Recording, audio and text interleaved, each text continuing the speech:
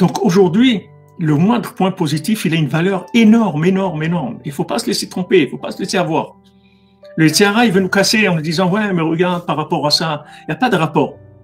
Il n'y a pas de rapport. Comme il a dit le roi Ménaché, qu'on l'a accusé qu'il faisait de l'idolâtrie. Alors il dit les rabbins qui ont commencé à parler de lui, il leur a dit ne parlez pas sur moi parce que vous, si vous étiez à mon époque, c'est pas uniquement que vous aurez fait de l'idolâtrie, mais vous aurez soulevé votre vêtement pour courir plus vite pour aller faire l'idolâtrie. Alors ne parlez pas de moi, ne me jugez pas parce que c'est dangereux pour vous. Ne parlez pas de moi parce que vous avez aucune idée de ce que ça voulait dire l'idolâtrie à mon époque.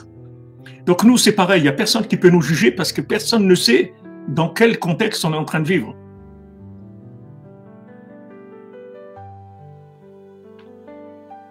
C'est un combat, comme vous dites, quotidien, c'est tous les jours, parce qu'on est noyé là-dedans. On est noyé dans la poubelle, on est noyé. Ça brasse sans arrêt, sans arrêt, sans arrêt. Et au milieu de tout ça, on attrape un petit quelque chose. Comme Rabbeinu, il a dit sur quelqu'un qui était venu à Rosh Hashanah, il dit, vous voyez ce monsieur-là, simple, il m'a donné plus de tzedaka que le plus riche qui vient ici. Pourquoi? Parce que lui, c'est un enseignant.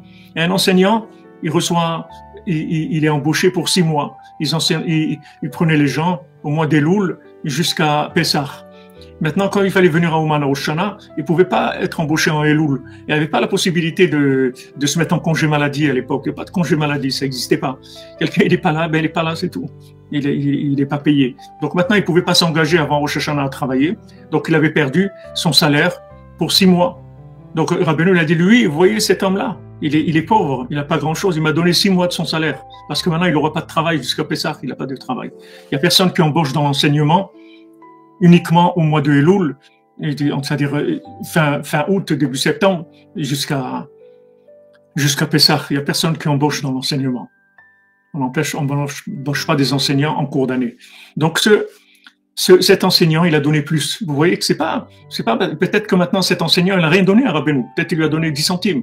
Ou lui a rien donné comme tzedaka. Mais le fait qu'il est venu à Rosh Hashanah, il a donné à Rabbeinu 6 mois de son salaire. Parce que Rabbeinu l'a dit, il faut venir chez moi à Rosh Hashanah. Donc aujourd'hui, il faut valoriser le bien. Il faut valoriser le bien.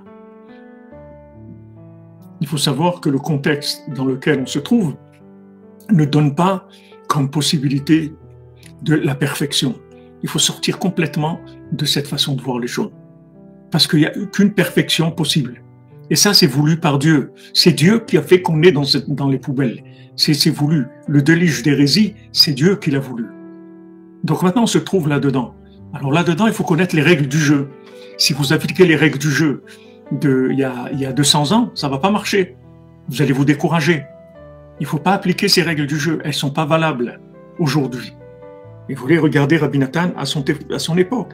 Qui a tov shelanu ata ou mamash que tarnegol amenater d'ashba. Parce que notre bien à nous, aujourd'hui, il est comme un coq qui va picorer dans une poubelle. Ça, c'est à son époque, à lui. Aujourd'hui, il y a personne qui peut imaginer. Personne ne peut parler de ce qu'on est en train de vivre aujourd'hui. Personne. Ça n'a jamais existé quelque chose qui ressemble à ça. Jamais. C'est un niveau d'obscurité, de fausse obscurité qui ressemble à de la lumière comme il n'y a jamais eu dans le monde. Ça a l'air tellement extraordinaire, comme elle lui dit, tu vois, c'est tout super et tout, mais c'est complètement faux, elle lui dit. Il dit, tu vois, ici c'est le loto, tu vois tout. Il y a de la musique, il y a de la nourriture extraordinaire, tu es dans un palais, tu vois, ben, tout ça c'est faux. C'est le loto. Tout ça, c'est faux. Rabbeinu dit, il y a un conte où Rabbeinu dit, pas un conte des 13 contes, un exemple, un conte que Rabbeinu l'a dit après, où il y a deux palais, l'un face de l'autre, et ils se ressemblent, ils sont identiques. Un, il est vrai, l'autre, il est faux. Mais c'est les mêmes. C'est les mêmes. Vous rentrez, il y a la même chose dedans. C'est-à-dire que vous ne pouvez pas discerner le vrai du faux. Vous ne pouvez pas le discerner, c'est le même. Alors, dans un contexte comme ça, comment on va avancer? Comment on va avancer? C'est pour ça que Rabbeinu dit d'être simple. Parce que quand on fait des choses simples, c'est sûr que c'est vrai. Plus c'est simple, plus c'est vrai.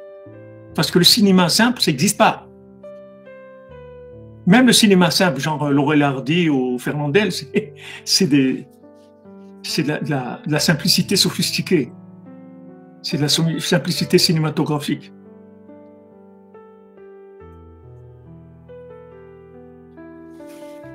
Simple, simple, le plus simple possible. Vraiment le plus simple possible. Amen, amen. Plus vous allez vers le simple, plus c'est vrai. Parce que ce qui est simple, aujourd'hui, c'est pas vendable. Aujourd'hui, ce qui est simple, ça se vend pas. Aujourd'hui, il faut faire des choses compliquées. Si c'est pas compliqué, ça marche pas. Plus c'est compliqué, plus c'est bien. Comme ça que c'est aujourd'hui. Plus c'est sophistiqué, plus c'est bien. Donc la simplicité, c'est vraiment l'opposé total de la course aux Jeux Olympiques qui est apparemment dans le monde, qui est complètement fausse, mais c'est ce qu'il y a d'apparent dans le monde.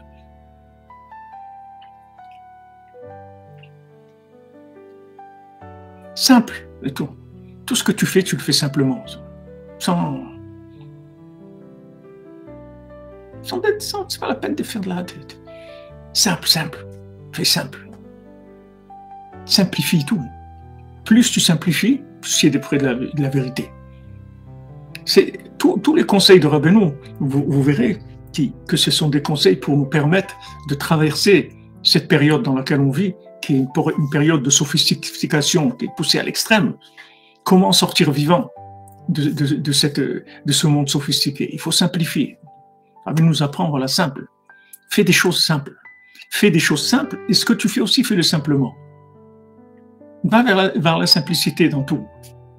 Et là, tu sais que tu vas être dans la vérité.